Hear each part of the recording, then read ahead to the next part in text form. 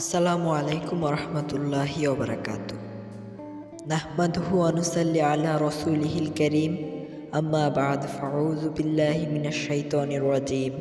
বিসমিল্লাহির রহমানির রহিম। আজ 12ই রবিউল আউয়াল, পবিত্র ঈদে মিলাদুন্নবী উদযাপন উপলক্ষে আজকে অনুষ্ঠানে উপস্থিত সকলকে জানাই আমার আন্তরিক শুভেচ্ছা ও মোবারকবাদ। মোহতারাম হাজিরিন, ইসলামের সর্বশেষ নবী মুহাম্মদ সাল্লাল্লাহু আলাইহি ওয়াসাল্লাম 570 খ্রিস্টাব্দে 12ই রবিউল আউয়াল রোজ সোমবার মক্কায় কুরাইশ বংশে বনি হাশিম গোত্রে জন্মগ্রহণ করেন। তার জন্মের পর প্রথম 53 বছর মদিনায় হিজরত করা পর্যন্ত মক্কায় জীবনযাপন করেন। তার জীবনের এই সময়কালের সবচেয়ে উল্লেখযোগ্য বিষয় হচ্ছে তার নবুয়ত।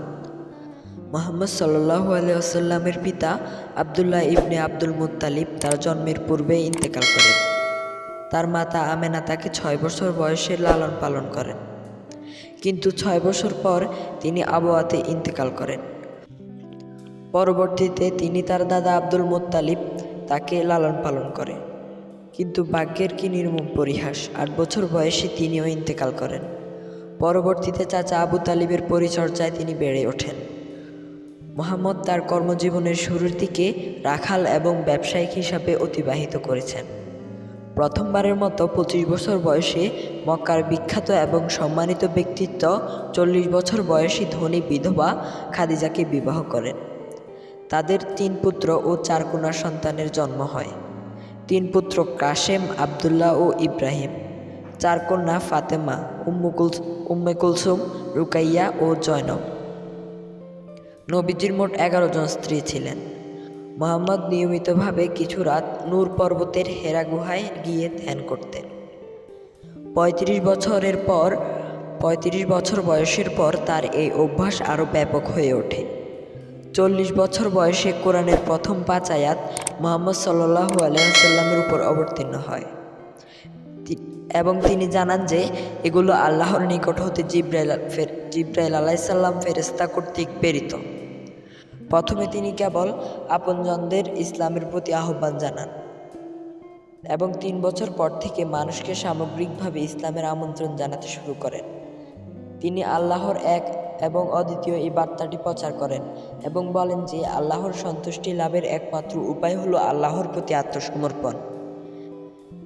তিনি নিজেকে আল্লাহর রাসূল ও নবী হিসাবে ঘোষণা করেন এবং বলেন যে তিনি পূর্ববর্তী নবীদের বংশধর।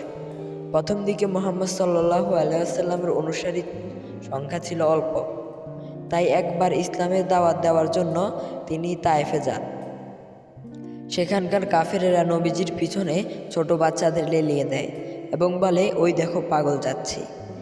তারা এই কথা শুনে নবীজির উপর পাথর নিক্ষেপ করায় রাসূলুল্লাহ সাল্লাল্লাহু আলাইহি ওয়াসাল্লামের শরীর মোবারক চিরে রক্ত গড়িয়ে পড়তে থাকে। তিনি মক্কায় কিছু গোত্র এবং কিছু আত্মীয়র বিরোধিতার সম্মুখীন হন। এ সময় তার অনুসারীরা তীব্র নির্যাতনের শিকার হওয়ায় তিনি 615 সালে কিছু অনুসারীকে আবিসিরিয়ার আকসুম রাজ্যে পাঠান। 1622 সালে তিনি নিজের অনুসারীদের সাথে মদিনায় হিজরত করেন। আর এইভাবে নবী করিম সাল্লাল্লাহু আলাইহি ওয়াসাল্লাম কত বাধা বিপদ উপেক্ষা করে মানুষের কাছে ইসলামের দাওয়াত দিয়েছেন। তাই আমরা যেন হযরত মুহাম্মদ সাল্লাল্লাহু আলাইহি ওয়াসাল্লামের আদর্শে আদর্শবান হতে পারি, সে আশা ব্যক্ত করে আমি আমার বক্তব্য এখানেই শেষ করছি। সবাইকে ধন্যবাদ। আসসালামু আলাইকুম ওয়া রাহমাতুল্লাহি ওয়া বারাকাতুহু।